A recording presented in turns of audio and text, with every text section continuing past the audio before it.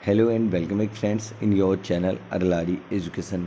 यहाँ पर इस वीडियो के माध्यम से हम आपसे डिस्कस करने वाले हैं 7 मई 2023 की टोटल करंट अफेयर्स के बारे में।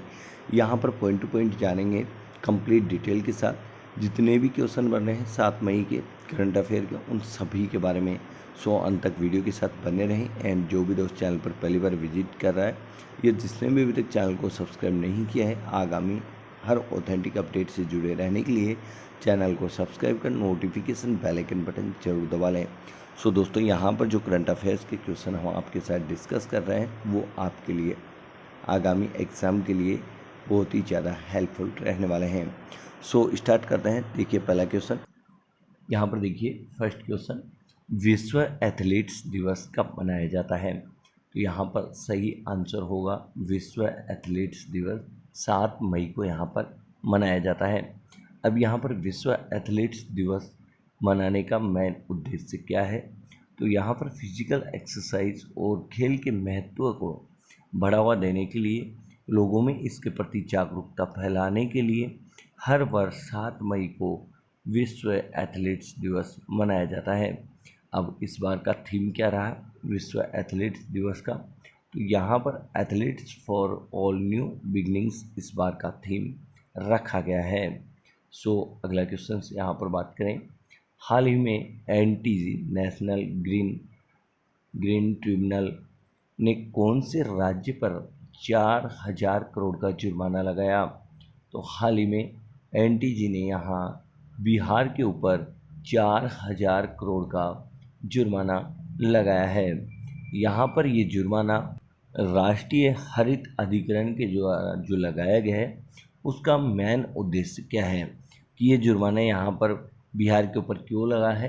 काफ़ी सारे लोगों के दिमाग में आ रहा होगा। तो दोस्तों, यहाँ पर मैं आपको बोलना चाहूँगा कि करंट अफेयर्स आप रटे नहीं, एक हिस्टोरिकल टाइप में पढ़ें, जिससे कि आपको एक एक पॉइंट यहाँ पर याद रहे।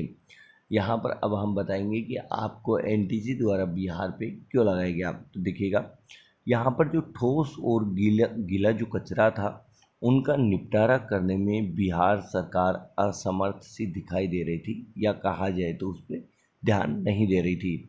इसी के चलते प्रदूषण यहाँ पर बढ़ रहा था, और प्रदूषण की जो बढ़ने के कारण यहाँ पर जो एनटीसी ने यहाँ ध्यान दिया, तो उसी की क्षतिपूर्ति के लिए 4,000 करोड़ रुपए का बिहार के ऊपर जुर्माना लगा दिया। यहाँ पर सही आंसर होगा बिहार। अगला क्वेश्चन देखिएगा, आदर्श कॉलोनी जो पहल है हाल ही में भारत के कौन से राज्य ने लॉन्च की?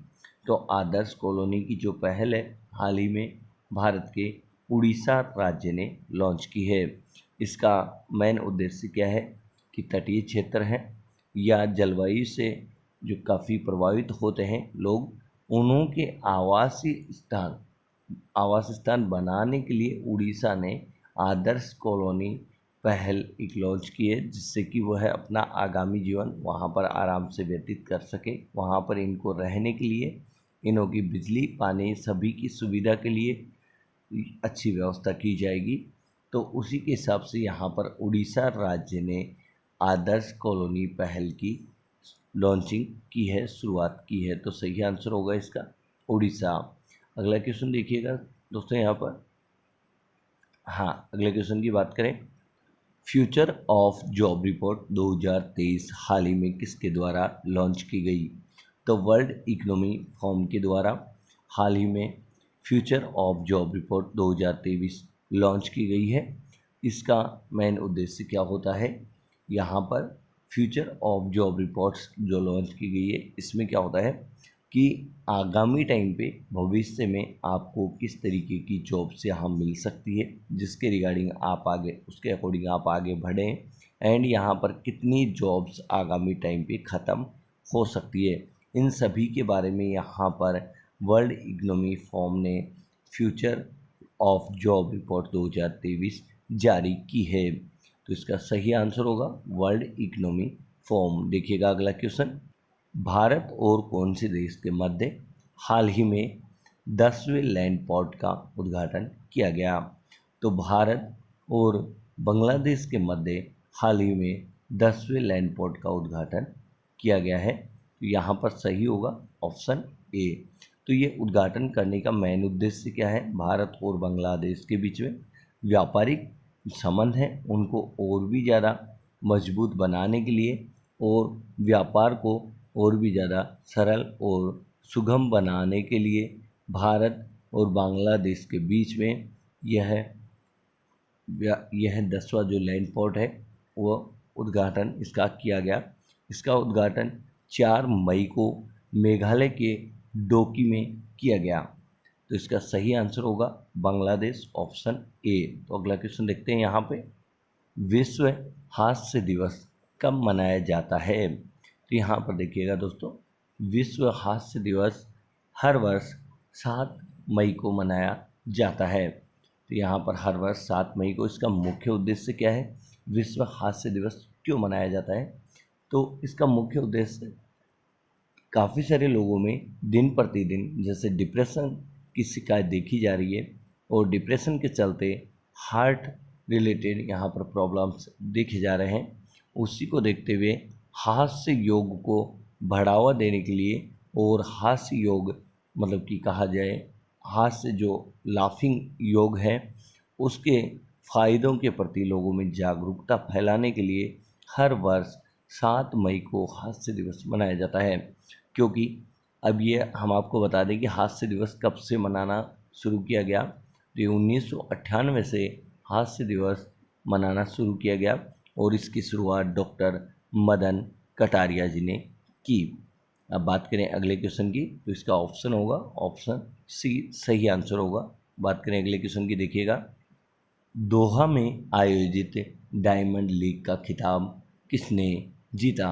तो यहाँ पर नीरज चोपड़ा, जिन्होंने हाल ही में दोहा में आयोजित जो प्रतियोगिता है, जो एक खेल चल रहे हैं तो वहाँ पर डायमंड लीग का जो खिताब है नीरज चोपड़ा ने जीता है। यहाँ पर इन्होंने अभी जो नीरज चोपड़ा जी हैं इन्होंने 88.67 मीटर भाला फेंककर यह रिकॉर्ड अपने नाम किया है। और लास्ट टाइम के जो यहाँ चैम्पियन रहे थे वो चैम्पियन अभी जैसे एडरसन पीटर्स ने अपना तीसरा स्थान यहाँ पर पाया है 2023 में, और इस बार गोल्ड बॉय नीरज चोपड़ा बने हैं। सो इसका सही आंसर होगा ऑप्शन बी नीरज चोपड़ा।